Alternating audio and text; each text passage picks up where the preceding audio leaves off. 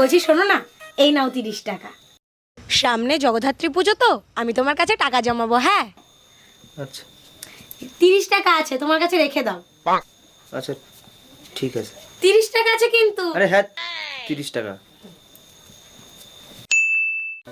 এই শোনো না, এই নাও 1000 টাকা। আজকে কিন্তু আমি তোমার 1000 টাকা দিলাম, মনে রেখো কিন্তু।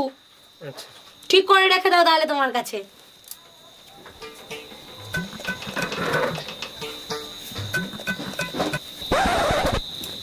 দাও আমাকে 30,000 টাকাটা দাও। 30,000 টাকা? কিসের 30,000 টাকা? আরে তোমার মনে নেই তোমার কাছে আমি টাকা জমাচ্ছিলাম? ও তুমি একদিন 30 টাকা একদিন 1000 টাকা দিয়েছিলে, 1030 টাকা। 1030? কিসের 1030? তুমি কি কোনো হিসাব টিসাব জানো না নাকি? এই মাথাটা তোমার কোন অফিসে চাকরি দিছে? হ্যাঁ দাও আমার 30,000 টাকা দাও। আরে বাবা 30 টাকা আর 1000 টাকা। হ্যাঁ 30,000 টাকা দাও, আমার টাকাটা দাও। শোনো, এসব অঙ্ক টঙ্ক আমার শিখাতে আসবে না, ঠিক আছে?